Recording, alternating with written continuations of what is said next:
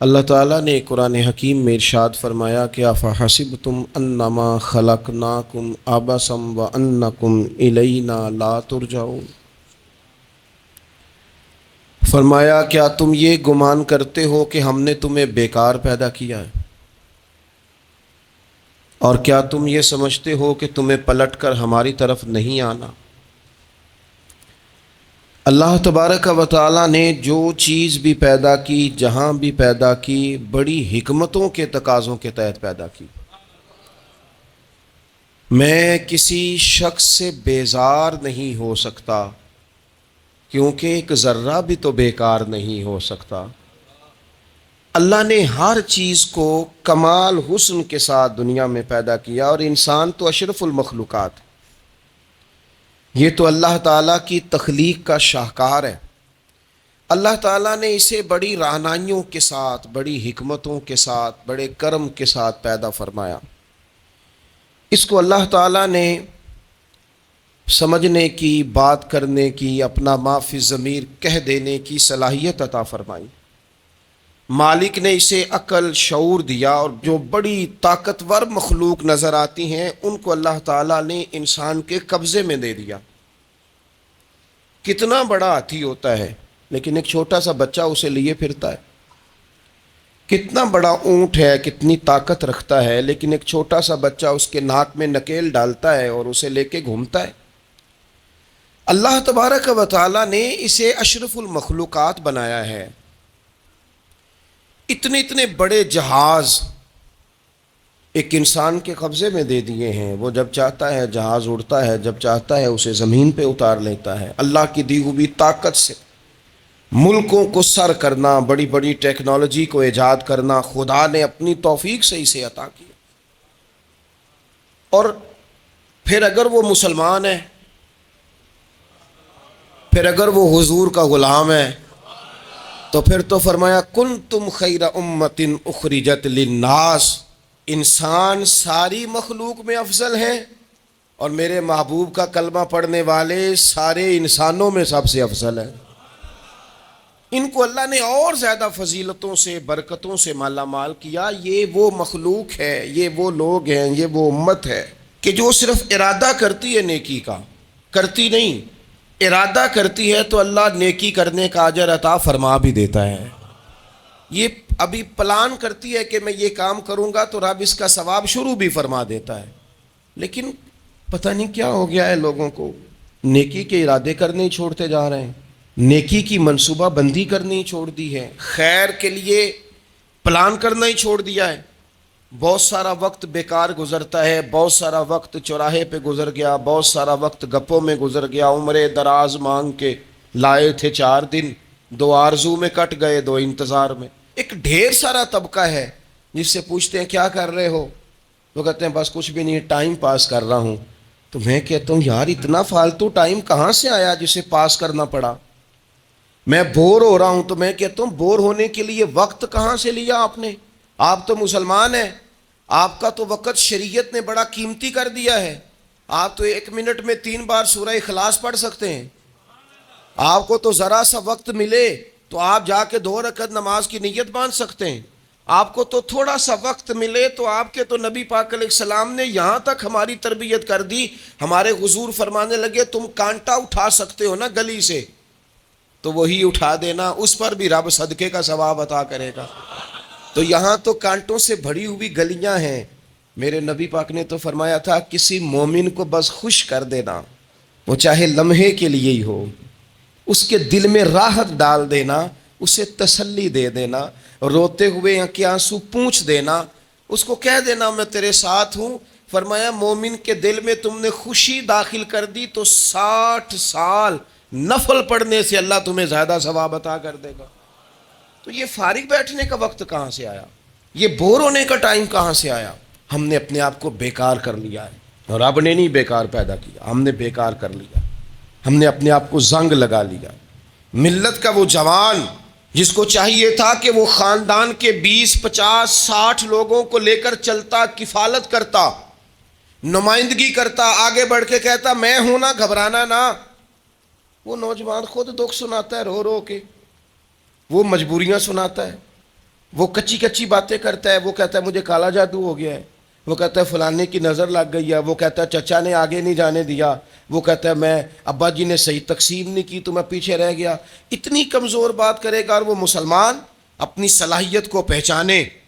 حضرت سعدی شیرازی کے پاس ایک شخص نے بیٹھ کے اپنے دوستوں کی غلطیاں گنوانی شروع کر دی.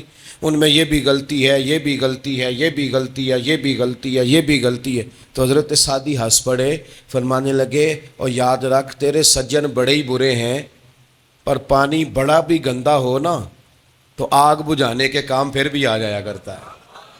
وہ کوئی تو خوبی ان میں تلاش کر لینا. پانی بڑا بھی گدلا ہو تو آگ تو بجھاتا ہے کہ نہیں بجھاتا. ہمارا یہ مزاج بن گیا ہے کہ ہم اپنی صلاحیتوں سے کام ہی نہیں لیتے. ہمیں پتہ ہی نہیں ہم کیا کر سکتے ہیں. میرے رسول پاک صلی اللہ علیہ وسلم کا کمال یہ ہے کہ حضور نہ انسان کی صلاحیتیں اجاگر کر دیتے، محبوب اجاگر کر دیتے، حضور اندر جذبہ پیدا کر دیتے. اس طرح کا وہ اقبال کہتے ہیں کہ تمہارا وقت کا امام وہ نہیں ہوتا جو تمہیں کہے حالات بڑے خراب ہیں، اس قوم کا کچھ بھی نہیں ہو سکتا، اس ملک کا کچھ بھی نہیں ہو سکتا، فلانا ادارہ بھی خراب ہو گیا، فلانا بندہ بھی کرپٹ ہو گیا، فلانا بھی دنیا دار ہو گیا، پیر بھی خراب ہو گئے، مولوی بھی خراب ہو گئے، سیاستدان بھی خراب ہو گئے، اور بیوروکریٹس بھی خراب ہو گئے، اور تاجر بھی خراب ہو گئے، اور فلانی برادری یہ ظلم کرتی، فلانا قبیلہ یہ ظلم کرتا ہے، فلانے شہر کے لوگ. اسی چکر میں صرف مایوسیاں پھیلانی ہیں، کبھی خیر کی بات ہی نہیں کرنی. لیکن اقبال کہتے ہیں کہ ہے وہ تیرے زمانے کا امام برحق جو تجھے حاضر و موجود سے بیزار کرے اور موت کی شکل میں دکھلا کے تجھے جلوہ یار زندگی تیرے لیے اور بھی دشوار کرے. وہ تیرے اندر رمق پیدا کرے. آج جو حاجی غار سور پہ جاتے ہیں تو یہ لوگ پانی کی بوتل ان کی بغل میں ہوتی ہے، رستے میں 3-4 جگہ بنی ہوئی ہیں، پانی پئیں، چائے پئیں، جوس پئیں، بندوبست ہے.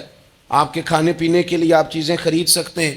اوپر جائیں تو وہاں بھی سارا کچھ بیٹھنے کا بہترین اہتمام ہے. جب حضرت صدیق اکبر گئے تھے تو دن کو نہیں گئے تھے، رات کو گئے تھے. اور جناب اسماء بنت ابی بکر جب رات کو کھانا لے کے جاتی تھی تو وہاں تو دن کو آج بھی 1400 سال کے بعد بھی آبادی کوئی نہیں. اس وقت کیا منظر ہوگا. اور اب رستہ بن گیا تھا، اب تو رستہ بھی نہیں تھا. تو حضرت اسماء کہتی ہیں میں اکیلی روٹی پکاتی تھی، پھر اسے باندھتی تھی، پھر میں یہ نہیں کہ 2-4 میرے ساتھ ساتھی چلو تو پھر غار سور پہ چلتے ہیں، لوگ تو یوں جاتے ہیں نا. فرماتی میں دیکھتی تھی ادھر ادھر کہ کوئی ہے تو نہیں، دیکھ تو نہیں رہا. جب کوئی نہیں ہوتا تھا تو رات کو جاتی تھی اور غار پہ کھانا دے کے آتی تھی. اور حضرت صدیق اکبر نے حضور کو کندھوں پہ بٹھا کے کہا تھا حضور پتھر نکیلے ہیں، ان کی نوک تیز ہے، کہیں مقدس قدموں کو تکلیف نہ دیں، اگر مہربانی کریں تو میرے کندھوں پہ نہیں بیٹھ جاتے. حضور حضرت صدیق اکبر کے کندھوں پہ بیٹھ گئے. درویش کہنے لگے پباں پار قدم نہیں جے لاؤندا تے 100 پہاڑ تے چڑھیا جاندا، او پیا جاندا جے یار نبی دا اے اصلی دلدار نبی دا، او پیا جاندا جے یار نبی دا اے اصلی دلدار. اپنے اندر جذبہ پیدا کرے. ہم کچھ کر سکتے ہیں. غریب ساری زندگی دکھ ہی سنائے گا کہ میں غریب ہوں. اس نے محنت کب کرنی ہے، جد و جہد کب کرنی ہے، اس نے آگے کب پڑھنا ہے، وہ کب تک یہ کام کرے گا. اپنی زندگی کے اندر شعور پیدا کریں اور اپنی صلاحیت سے کوئی نفع لیں. آپ کیا کر سکتے ہیں زندگی میں؟ میں نے کہا کچھ نہیں کر سکتے، گلی سے روڑا تو اٹھا سکتے ہیں کہ نہیں. کچھ انقلاب اپنے مزاج میں پیدا کریں، کچھ تبدیلی پیدا کریں. اس کے لیے سب سے زیادہ ضروری یہ ہے کہ ہم اپنے اندر اخلاقی تبدیلی لانے میں کامیاب ہو جائیں. کائنات میں قوم وہ سمجھتی ہے جن کا اخلاق سنور جاتا ہے، اور جو لوگ اپنے اندر اخلاقی تبدیلی نہیں نہ لاتے. آپ دیکھیں نبی پاک علیہ السلام کا انقلاب کس طرح کا ہے. عرب کے لوگ سمجھتے تھے کہ معاف کرنا بزدلی ہے، صبر کرنا بزدلی ہے. وہ کہتے تھے یہ کیا بات ہوئی، ہمارا دشمن کیا سمجھے گا کہ بزدل ہے، انہوں نے معاف کر دیا ہے. وہ کہتے تھے معاف کر دیں تو کمزور پڑ جائیں گے، سامنے والا کہے گا کہ ان کے پلے کچھ نہیں، معاف کر دیا. اور ہمارے زمانے میں آج معاف کمزور آدمی کرتا ہے، طاقتور آدمی معاف نہیں کرتا. وہ جس کے پاس طاقت نہیں ہوتی وہ کہتا ہے ٹھیک ہے میں نے اللہ پہ چھوڑ دیا، حالانکہ اس نے بھی اچھا کیا. پر کمال تو یہ ہے کہ تیرے پاس ساری طاقت ہو پھر بھی تو فیصلہ اللہ پہ چھوڑے. اور حضرت موسیٰ کلیم اللہ علیہ السلام نے عرض کیا تھا مالک تیرے بندوں میں تیری نظر میں معزز کون ہے؟ تو رب کریم نے فرمایا میرے کلیم جس کے پاس بدلہ لینے کی طاقت ہو پھر بھی معاف کر دے وہ رب کی نظر میں بڑی عزت والا ہے۔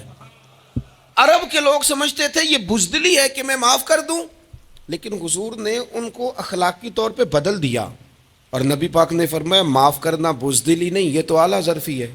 تو پھر کس طرح بھلا معافی ان کو ہوئی؟ فتح مکہ کے دن حضور نے اس طرح نہیں معاف کیا کہ پہلے ہمارے ہاں بھی لوگ معاف کرتے ہیں تو ہم پتہ کس طرح معاف کرتے ہیں، پہلے ساری اس کی زیادتیاں گنواتے ہیں۔ پتہ ہے نا تو نے اس وقت کیا کہا تھا، یاد ہے نا تو بڑی ڈینگے مارتا تھا، یاد ہے نا تو بڑی بڑھ کے مارتا تھا۔ عرب کے لوگ سارے سامنے کھڑے ہیں، پتہ کون کون ہیں؟ اکرمہ بن ابو جہل آخری دن تک لڑے، ابو سفیان آخری دن تک لڑے، سارے لوگ سامنے کھڑے، کچھ بھاگ گئے ہیں جان بچا رہے ہیں۔ حضور نے کیا فرمایا؟ فرمایا پتہ تمہارے ساتھ آج سلوک کیا کرنا ہے؟ یا رسول اللہ بتائیے۔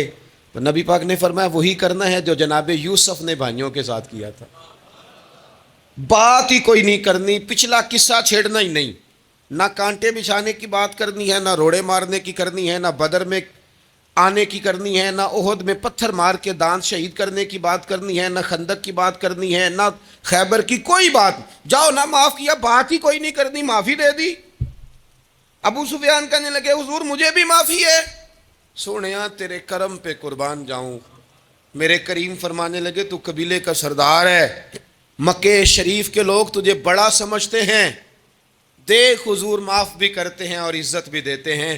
فرمایا جا میں نے تجھے معاف کیا، اور جو تیری حویلی میں آ کے پناہ لے لے گا میں اسے بھی معاف کر دوں گا، اسے بھی معافی مل جائے گی جو تیرے گھر آ جائے گا۔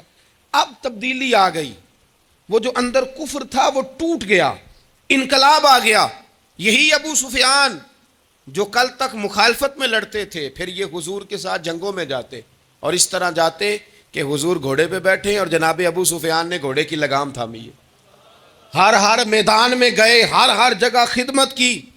اکرمہ بن ابو جہل کا پتر ہے، کوئی کسر نہیں چھوڑی اس نے، حد کر دی، ہر جگہ لڑا، ہر مقام پہ۔ لیکن فتح مکہ کے موقع پر یہ بھاگ گیا تھا، جان بچا کے چھپ گیا۔ اس کی بیوی آئی، آ کے کہنے لگی سونیا میرے چھوٹے چھوٹے بچے ہیں، مجھے پتہ چلا ہے کہ میرے شوہر کے لیے آپ نے ڈیتھ وارنٹ جاری کر دیے ہیں کہ جہاں ملے مار دیا جائے، صحابہ نے یہ اعلان کیا ہے، وہ سخت مجرم ہے، اس کے لیے سخت آرڈر جاری کیا گیا ہے۔ تو کریم کیا فرمانے لگے؟ حضور فرمانے لگے تو کیا چاہتی ہے؟ میں کوئی آپ کو قصہ تو نہیں نہ سنا رہا، خدا را مہربانی کریں، تھوڑا سا دل بڑا کریں، تھوڑا سا۔ وہ ساس کہتی ہے جی میں کیویں معاف کر دیاں جی، تمہیں پتہ نہیں پیر صاحب میرے اندر زخم کتنے نے، مثلا کیا ہے، گولی مار دی ہے کسی نے کسی کو۔ بہو سے کہیں تو کہتی ہے جی میں معاف کر دوں، اس کو معاف کر دوں، آپ کو بتاؤں اس نے تکلیف کتنی دی۔ مہربانی کرو ایک دوسرے کو معاف کرو، اپنے دل میں گنجائش پیدا کرو۔ اس بندے کی بات ہو رہی ہے جو باپ سے لگا ہوا ہے مخالفت کرنے، ابے نے بھی ظلم کیے، اس نے بھی کیے۔ حضور اس کی بیوی سے کہتے ہیں کیا چاہتی ہے؟ کہنے لگی حضور معاف کر دیں اسے۔ تو نبی پاک صلی اللہ علیہ وسلم نے فرمایا ٹھیک ہے، یہاں تو معافی کا دروازہ تو سب سے زیادہ کھلا ہوا ہے، تو کہتی ہے تو چلو ٹھیک ہے معاف کیا، ہو گئی بات۔ اس نے جا کے جہاں چھپا ہوا تھا اسے کہا اکرمہ حضور نے تجھے معاف کر دیا۔ کہنے لگا کوئی کرنے والی بات کر، وہ معاف کرتے ہیں مجھے پتہ ہے، بڑا کرتے ہیں، پر جو میں نے کیا ہے وہ معافی والا نہیں۔ مجھے معافی ہو سکتی ہے، یہ کیسے ہو سکتا ہے، یہ کیسے ہو گیا، ہو ہی نہیں سکتا۔ اس کی بیوی پھر آئی، کہنے لگی حضور وہ مانتا نہیں، یہ تاریخ صرف میرے رسول کی ہے، یہ سیرت صرف میرے رسول کی ہے، کہ جس کو معاف کیا جا رہا ہے اس کی سمجھ میں بات نہیں آ رہی کہ بھلا مجھے معاف کر دیا ہے۔ حضور کہتے ہیں اچھا تو بتا وہ کیسے مانے گا؟ کہنے لگی حضور اگر کوئی نشانی دے دینا، عرب کے لوگ تلوار دے دیتے تھے، زرہ دے دیتے تھے، پگڑی دے دیتے تھے، چھڑی دے دیتے تھے، یہ دلیل ہوتی تھی کہ فلاں نے نشانی دے دی۔ اگر کوئی مل جائے نا نشانی، محبوبہ اس طرح تو کوئی نہیں کرتا جیسے آپ کرتے ہیں۔ کریم نے اپنے سر سے پگڑی اتاری اور فرمایا میری پگڑی بطور علامت کے نشانی کے لے جا، اسے کہہ دے میں نے معاف کیا۔ اب اکرمہ کو معافی ہو گئی، وہ آ رہے ہیں، یوں اخلاق بدلتے ہیں، وہ آ رہے ہیں۔ یہاں کوئی بڑا آدمی آئے نا تو پہلے اعلان ہوتا ہے فلاں بن فلاں صاحب آ رہے ہیں، اب ان کو دعوت دیتے ہیں، لیکن وہ اعلان چھوٹا کرتا ہے بڑے کے لیے. یہاں انوکھا باب ہے. اکرمہ کلمہ پڑھنے آ رہے ہیں. نبی پاک صحابہ سے کیا فرما رہے ہیں؟ فرمایا وہ کلمہ پڑھنے آ رہا ہے، اطاعت قبول کر کے آ رہا ہے، سر تسلیم خم کر کے آ رہا ہے، اس کے سامنے اس کے باپ کے کسی ظلم کا اظہار نہ کرنا. اس کے باپ نے بڑے ظلم کیے ہیں، زیادتیاں کی ہیں، ہم تذکرہ یہاں ہوتا ہے، لیکن اس کے سامنے نہ کرنا. اس کا تو ابا ہے نا، اس کا تو باپ ہے نا، کوئی بات نہ کرنا، اسے تکلیف ہوگی. کس کے لیے؟ صحابہ رو رہے ہیں. حضور یہ کس کے لیے تیاری کرا رہے ہو؟ وہ آ گئے، قدموں سے لگ گئے، کلمہ پڑھ لیا، کھول کے روئے. حضور میرے لیے بھی معافی ہے؟ تو کریم نے فرمایا ہاں، میں رحمت والے رب کا رحمت والا رسول ہوں، ہے نا معافی. اکرمہ مسلمان ہو گئے.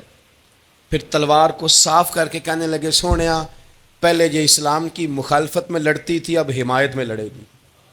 مجھے بتائیں، ایک ایک گلی اکرمہ گئے اسلام کی حمایت میں تلوار لے کے، ایک ایک گلی. اور آپ پچھلے جہاد میں بھی گئے تھے، اس جہاد میں نہ جائیں تو کہنے لگے کفارہ نہیں ادا کرنا، پچھلے داغ نہیں صاف کرنے. میں جاؤں گا، گلی گلی جاؤں گا، نگر نگر جاؤں گا، جھنڈا لے کے جاؤں گا. میں بتاؤں گا کہ جب کوئی مدینے والے کے پاس آئے تو رب دل بدل دیا کرتا ہے. انقلاب آتے ہیں، عادتیں بدلتی ہیں، طبیعتوں میں تغیر آتا ہے. کون کہتا ہے نہیں آتا؟ میں جاؤں گا. ہمس میں حضرت عمر کے زمانے تک اکرمہ لڑے، سالوں میدان میں رہے اسلام کی حمایت میں، اور پھر ہمس کے میدان میں حضرت عمر کے دور میں لڑتے ہوئے شہادت کی موت اللہ نے انہیں عطا فرمائی. یہ آپ دیکھیں حضرت خالد بن ولید کون ہے؟ کہنے لگے حضور میں تو بڑی شدت سے اسلام کے خلاف لڑتا تھا، میری غلطیاں بھی معاف ہو جائیں گی. تو حضور فرمانے لگے اسلام پچھلے سارے معاف کرا دیا کرتا ہے، نئی زندگی کا آغاز ہو جاتا ہے. نئی زندگی کا آغاز ہوتا ہے. حضور نے فرمایا جو رمضان میں عبادت کر لے نا، ایمان کے ساتھ رمضان میں عبادت کر لے، اللہ اس کے پچھلے سارے ہی معاف فرما دیتا ہے. اب وہ نئی زندگی کا آغاز کرے. جس نے شب قدر پہ رو رو کے توبہ کی ہے وہ رمضان کے بعد کرپشن چھوڑ دے، جھوٹ چھوڑ دے، بددیانتی چھوڑ دے، دل دکھانا چھوڑ دے. جس نے رمضان میں روزے رکھے، تراویح پڑھی ہے، وہ نئی زندگی کا آغاز کرے. خدا کی رحمت سے گناہ معاف ہو گئے، اب وہ آگے بڑھے. نبی پاک علیہ السلام نے فرمایا جو اللہ کے گھر کا حج کار آیا وہ اس طرح ہے جس طرح آج ماں کے پیٹ سے پیدا ہوا ہے. اب نئی زندگی کا آغاز کرے، اب وہ اپنی عادات میں تبدیلی لائے، اب وہ بدل جائے. میں کس درد سے یہ بات آپ سے کروں کہ 50 لاکھ مسلمان ہر سال حج کرتا ہے. اگر 25 لاکھ کا کردار بھی ٹھیک ہو جائے تو سال کا 25 لاکھ با کردار مسلمان اگر دنیا کو دیا جائے تو بتائیے امت مسلمہ کا سر کتنا اونچا ہوگا.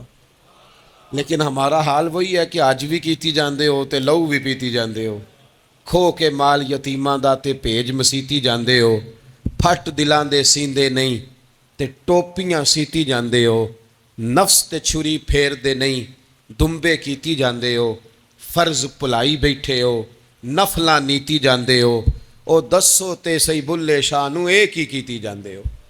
بات وہی ہے کہ کعبے گئے، مدینے گئے، کربلا گئے، جیسے گئے تھے گھوم پھر کے ویسے ہی آ گئے. کچھ تبدیلیاں اپنے مزاج میں لائیں، اپنی عادات میں لائیں. حضرت خالد بن ولید نے کہا حضور سارے گناہ معاف ہو گئے. فرمائے ہو گئے. حضرت خالد بن ولید نے پھر اپنی تلوار تھامی اور جناب خالد بن ولید پھر اس طرح میدانوں میں نکلے کہ نبی پاک نے فرمایا اب یہ خالد نہیں، یہ تو سیف اللہ ہے، یہ تو اللہ کی تلوار بن گیا ہے. اس جذبے سے، شوق سے اپنے مزاج کو تبدیل کر کے اس طرح میدان میں آئے. فرمایا اب یہ اللہ کی تلوار ہے.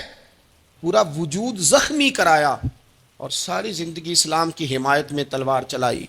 ہم بدل سکتے ہیں، تبدیلی آ سکتی ہے، ہمیں بدل جانا چاہیے. بہلول دانا سے کہا تھا ہارون رشید نے کہ مجھے کوئی نصیحت کر دے، میں بادشاہ ہوں، سخت دل ہو جاتا ہے کئی دفعہ. تو حضرت بہلول دانا کہنے لگے میں کیا نصیحت کروں، آپ کا باپ کہاں ہے؟ کہنے لگے قبرستان میں. کہا ایک بڑا بھائی بھی تھا، بڑا پیار کرتا ہے، سنا آپ سے، کہاں ہے؟ کہا قبرستان میں. تو کہا وہ ایک چچا زاد بھی آپ کے ساتھ میں نے دیکھا ہے. کہا وہ بھی قبرستان میں. یاد کرانا شروع کیا حضرت بہلول نے، فرمایا وہ ننہال والے، ددہال والے، وہ ماموں، وہ چاچو کا سب قبروں میں۔ آخری جملہ کہا، فرمایا تیرا ایک پتر بھی تھا، چڑھتی جوانی تھی، قد اونچا تھا، رنگ گورا تھا۔ ہارون رشید رو پڑے، کہنے لگے حضور وہ بھی قبرستان میں۔ تو فرمایا جس نے اتنے جنازے پڑھے ہوں اسے میں نصیحت کروں، تیرا کیا خیال ہے، تو نے نہیں جانا؟ یارو ہم نے اپنے کئی کلاس فیلوں کے جنازے پڑھے ہیں، بڑا پیار تھا میرا اپنی دادی کے ساتھ، تو 97 میں وہ انتقال کر گئیں، دادا ابو چلے گئے، اماں جی چلی گئیں، ابا جی چلے گئے۔